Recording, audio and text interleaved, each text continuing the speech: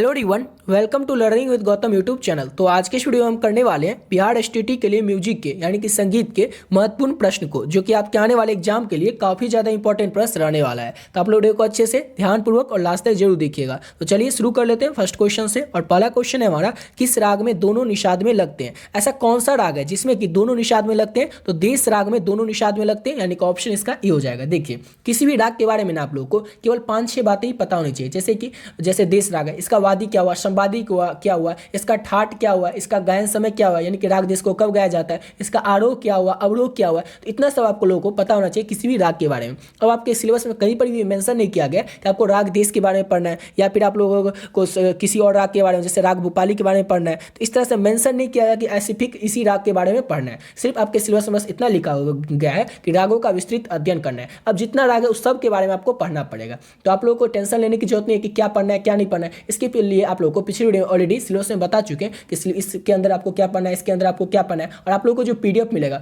उस पीडीएफ में आप लोगों को जितना कुछ पढ़ना है वो सब उसमें ऐड कर दिए। जैसे बात करें पेपर फर्स्ट की, तो पेपर फर्स्ट में टोटल 14 इकाई है। और पेपर सेकंड की बात करें तो पेपर सेकंड जो आपका उसमें 17 इकाई है। तो इस 14 इकाई में जो भी पढ़ना है या 17 इकाई में जो भी आपका पढ़ना है वो सब आप लोगों को पीडीएफ में मिल जाएगा। और क्या मिलेगा आपको पीडीएफ में? तो 550 प्लस ऑब्जेक्टिव क्वेश्चन मिलेगा म्यूजिक का। उसके बाद आप लोगों को प्रीवियस ईयर में जो क्वेश्चन पूछा गया म्यूजिक में वो पीडीएफ में मिल जाएगा आपको क्वेश्चन। उसके बाद जैसे वाद्य यंत्र हुआ और उनके वादक से संबंधित जो प्रश्न हुआ वो 100 प्लस आपको ऑब्जेक्टिव क्वेश्चन मिल जाएगा। और इस सबको अगर आप लोग कर लेते हैं ना तो आपका सिलेबस है पूरा कंप्लीट हो जाएगा। समझ गए? यहाँ पर तो आपको रोज क्लास करवा ही रहे हैं और आप लोगों को रिवीजन के लिए वो पीडीएफ ले लेना है। पीडीएफ किस तरह से लेना है आप लोगों को वीडियो के लास्ट में ही बता देंगे, और आप लोगों को पिछले वीडियो में ऑलरेडी बता चुके हैं, इसलिए आप लोग वीडियो को लास्ट तक जरूर देखिएगा। तो चलिए बढ़ते अपने अगले क्वेश्चन की ओर। और नेक्स्ट क्वेश्चन है हमारा, संगीत रत्नाकर ग्रंथ के लेखक कौन है? संगीत रत्नाकर ग्रंथ जो है इसके लेखक कौन है? तो शारंग देव है, यानी कि ऑप्शन बी हो जाएगा।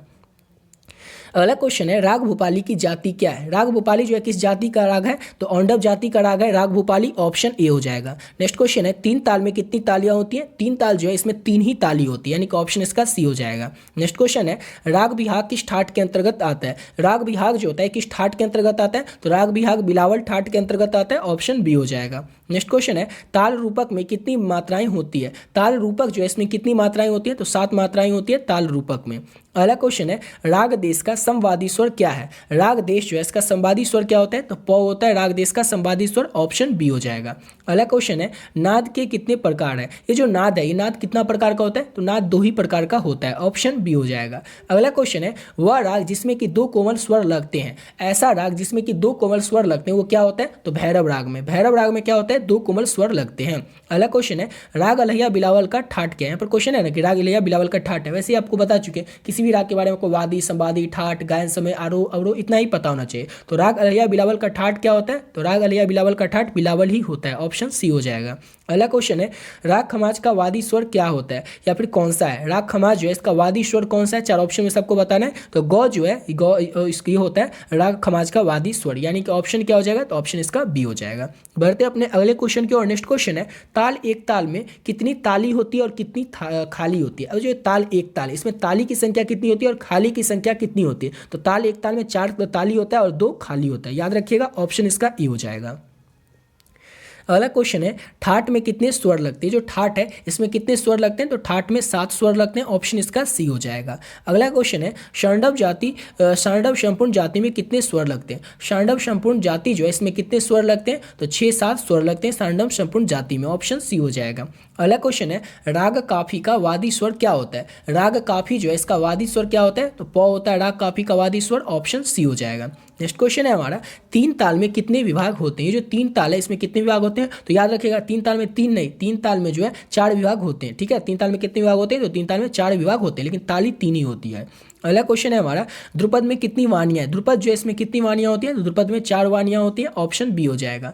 अगला क्वेश्चन है, राग भीम पलासी का संवादी स्वर क्या होता है? राग भीम पलासी जो है इसका संवादी स्वर क्या होता है? तो सा होता है राग भीम पलासी का संवादी स्वर, ऑप्शन सी हो जाएगा। नेक्स्ट क्वेश्चन है, दादरा ताल में कितनी मात्राएं होती है? ये जो दादरा ताल है इसमें कितनी मात्राएं होती है? तो 6 मात्राएं होती है दादरा ताल में, ऑप्शन बी हो जाएगा। अगला क्वेश्चन है, निम्न में से किस ताल में 10 मात्राएं होती है? किस ताल में 10 मात्राएं होती है? तो झप ताल जो है इसमें 10 मात्राएं होती है। इंपॉर्टेंट क्वेश्चन है, प्रीवियस ईयर में पूछा गया क्वेश्चन है। तो किस ताल में 10 मात्राएं होती है? तो झप ताल में। अगला क्वेश्चन है, ठाट के कितने प्रकार होते हैं? जो ठाट होता है ये कितने प्रकार का होता है? तो ठाट 10 प्रकार का होता है। और कौन कौन होता है? 10 ठाट का नाम आपको पता होना चाहिए। ये सब आप लोग को उस पीडीएफ में मेंशन किया गया, पीडीएफ में आपको मिल जाएगा। अगला क्वेश्चन है राग अलैया बिलावल का गायन समय क्या है, यानी कि राग अलैया बिलावल जो है इसको कब गाया जाता है। तो प्रातः काल के समय में राग अलैया बिलावल का गायन समय ऑप्शन ए हो जाएगा, प्रातः काल में राग अलैया बिलावल को गाया जाता है। अगला क्वेश्चन है राग बिहाग की जाति क्या है। ये जो राग बिहाग है या किस जाति का राग है, तो अर्णव संपूर्ण जाति का राग है राग बिहाग, यानी कि ऑप्शन सी हो जाएगा। नेक्स्ट क्वेश्चन है निम्न में से, जो चार ऑप्शन दिया इसमें से कौन वर्ण का भेद नहीं है। चार ऑप्शन में से आपको बताना है कि वर्ण का भेद कौन नहीं है। तो देखिए आरोही, अवरोही और संचारी, ये तीनों क्या है, तो वर्ण का भेद है, लेकिन अस्थायी जो है ये वर्ण के भेद नहीं है। याद रखिएगा वर्ण के भेद कितने होते हैं, तो चार होते हैं, ठीक है, उसमें से तीन यही है। अगला क्वेश्चन है निम्न में से किसे शुद्ध तान माना गया। चार तान का नाम लिखा गया, इसमें से आपको बताना है कि किसे शुद्ध तान माना गया। तो सपाट तान जो होता है इसको शुद्ध तान माना गया। किसको शुद्ध तान माना गया, तो सपाट तान जो है इसको शुद्ध तान माना जाता है, यानी कि ऑप्शन क्या हो जाएगा, तो ऑप्शन इसका बी हो जाएगा। बढ़ते अपने अगले क्वेश्चन की और। नेक्स्ट क्वेश्चन है निम्न में से कौन बांसुरी वादक नहीं है। बांसुरी वादक कौन नहीं है, तो देखिए पन्नालाल घोष क्या बजाते थे, बांसुरी बजाते थे। हरिप्रसाद चौरसिया क्या बजाते थे, तो बांसुरी बजाते थे। रूपक कुलकर्णी क्या बजाते थे, बांसुरी बजाते थे। लेकिन गोपाल मिश्रा जो थी तो बांसुरी नहीं बजाते थे, इसलिए बांसुरी वादक कौन नहीं है, तो गोपाल मिश्रा। अगला क्वेश्चन है पंडित कृष्ण राव थे एक। तो यानी कि पंडित कृष्ण राव जो थे ये क्या थे, तो पंडित कृष्ण राव जो थे गायक थे, यानी कि ऑप्शन इसका बी हो जाएगा। अगला क्वेश्चन है हमारा सरोदवादी को किस वर्ग में रखा जाता है। सरोदवाद जो है इसको किस वर्ग में रखा जाता है, तो तत्ववाद में रखा जाता है सरोदवादी को, ऑप्शन इसका ए हो जाएगा। अगला क्वेश्चन कर लेते हैं और नेक्स्ट क्वेश्चन है हमारा राग भीम पलासी की उत्पत्ति किस ठाट से हुई है। राग भीम पलासी जो है इसकी उत्पत्ति किस ठाट से हुई है, तो कॉफी ठाट से हुई है। राग भीम पलासी की उत्पत्ति ऑप्शन सी हो जाएगा। अगला क्वेश्चन है बांसुरी किस चीज की बनी होती है। सबको पता होगा बांसुरी तो बांस की बनी होती है, ऑप्शन ए हो जाएगा। अगला क्वेश्चन है राग कमोद किस ठाट से उत्पन्न होता है। राग कमोद जो है किस ठाट से उत्पन्न होता है, तो कल्याण ठाट से उत्पन्न होता है राग कमोद, ऑप्शन सी हो जाएगा।